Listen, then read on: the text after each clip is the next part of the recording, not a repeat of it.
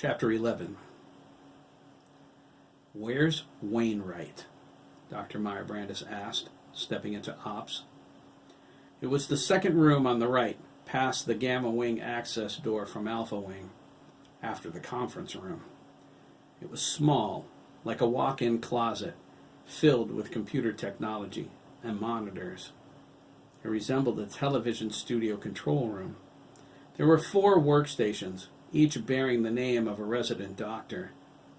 There were servers along the side wall labeled Satellite Uplink, Diagnostics, Communications, and Remote Operation. The large computer bank making up the entire rear wall of the room was identified as the Wolf Boy God Satellite Interface. Dr. Wang looked up from his terminal. He seemed confused for a moment, but then focused. "She's in Omega Wing," he replied. Dr. McAllister lit his pipe as he turned in his chair. He wore a satisfied expression. He said, "Come look at this." Dr. Meyer-Brandis walked over. She placed her hand on the back of his chair as he turned to face his monitor. She looked carefully at the displayed data. Dr. McAllister was running a diagnostics program.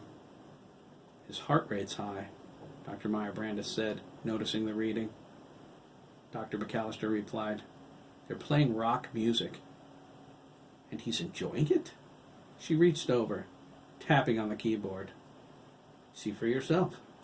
He leaned back, puffing on his pipe. "He appears invigorated." Dr. Meyer-Brandis waved the smoke away. "Indeed?" she asked. "Watch that closely, Doctor. Report to me immediately if he crosses any of the established parameters." "Of course." Dr. Meyer-Brandis turned to Dr. Wang. She looked down at his terminal. The view on the screen bounced up and down. Dr. Wang crossed his arms. "Intriguing," he remarked. "What's he doing?" Dr. Meyer-Brandis asked, hitting some keys. She was trying to steady the view. It wasn't working. Apparently, Dr. Wang began, he's headbanging? He asked that as if he wasn't sure of the term. We had to turn down the audio. The music is horrendous. Dr. Meyer-Brandis scowled. Absurd, she thought. Is it affecting his systems? We've kept them away from music, television, and other stimuli that could provoke emotional responses. They've experienced the world through books and periodicals. Will we have any problems? I don't think so, Dr. Wang replied. There is something we should correct, however. He punched up a different screen and pointed at the graph displayed. See this peak? Dr. Meyer-Brandis adjusted her glasses. She looked closely. The homing device? Yes, Dr. Wang said. He heard it when I activated it, a ringing in his ear. He told Danziger. It's an older model. We should replace all of them if they're so obvious. Schedule the boys for the surgical theater after Christmas. Can you adjust this one? I have, but it's temporary. 3, maybe 4 weeks at the most. It will have to be replaced or shut down.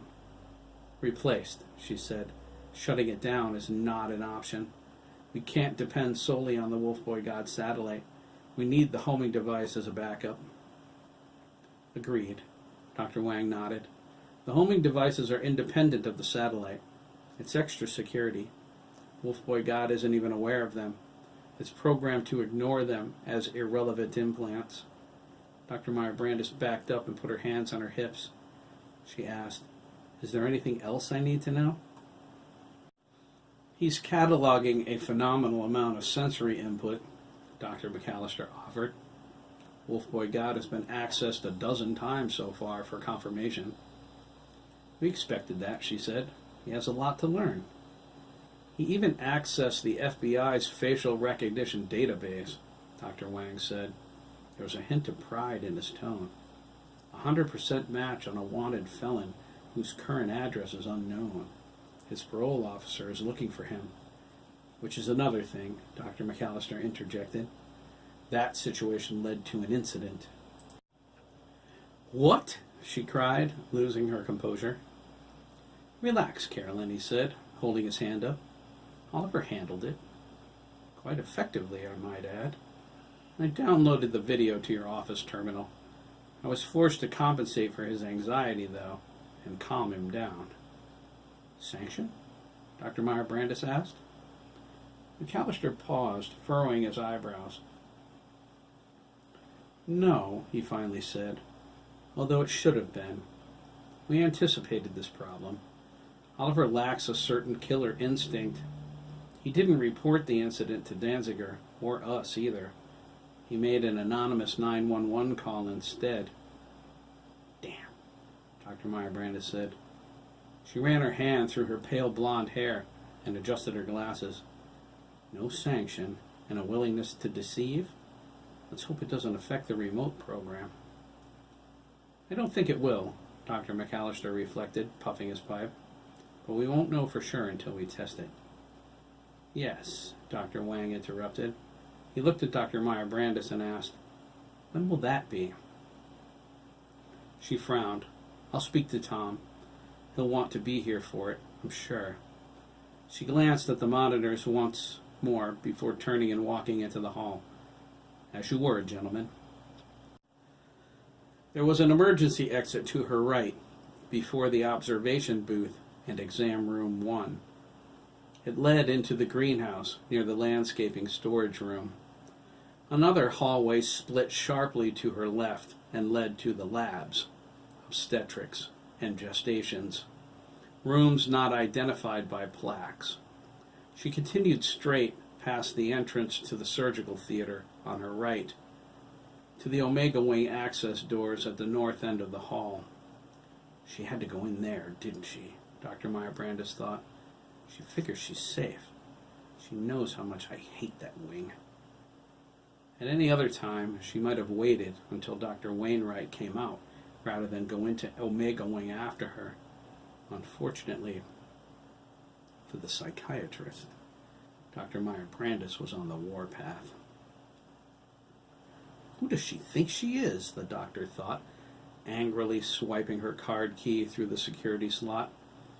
It responded with a beep.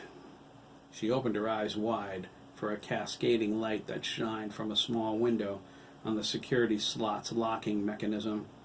It scanned her retina prints, confirming her identity.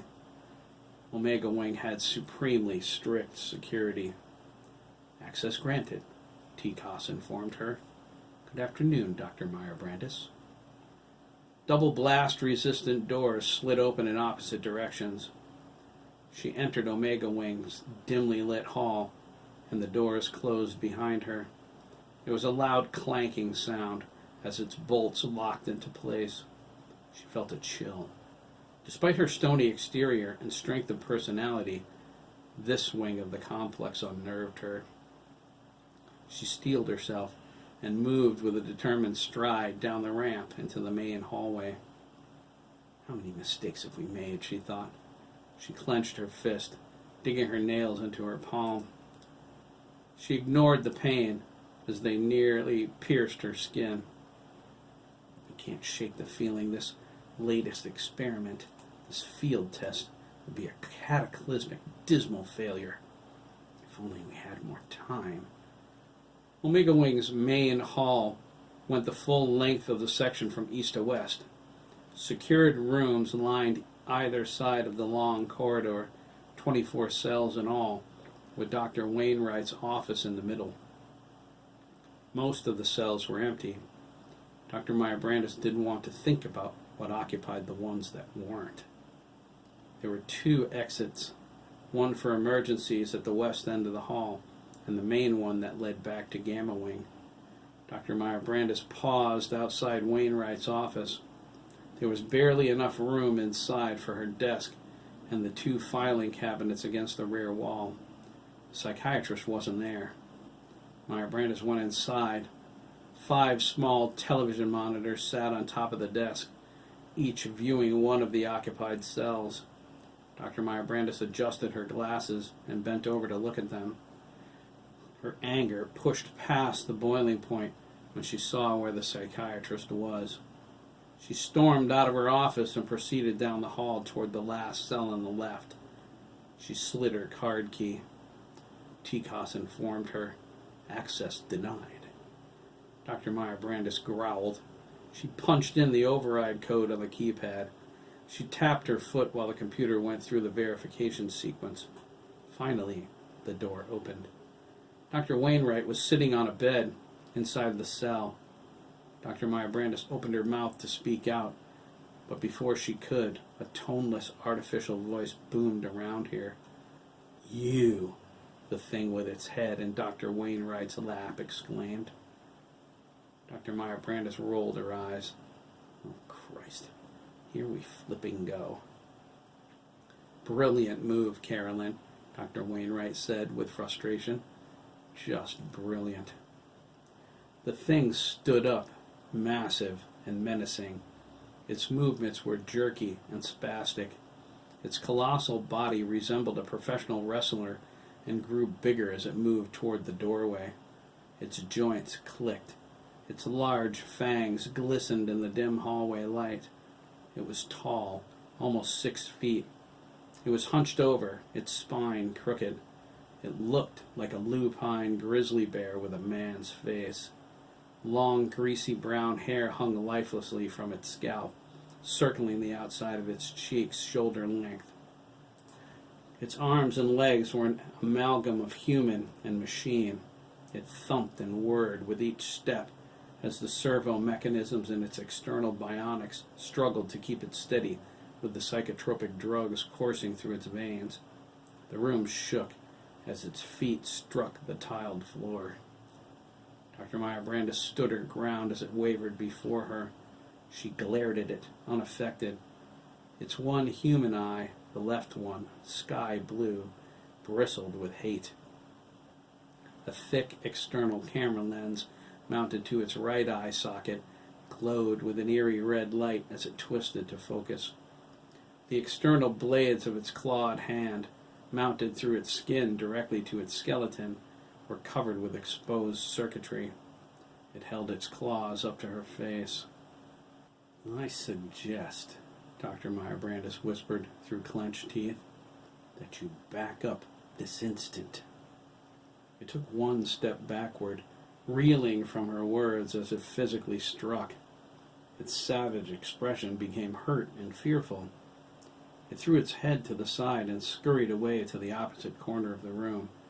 It crouched down, hiding its face in its hands. "Out, Mama?"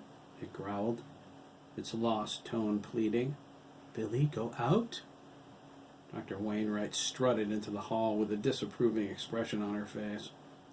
Dr. Meyer-Brandis punched a code into the lock mechanism. Billy's head snapped toward her. He screamed, "No!"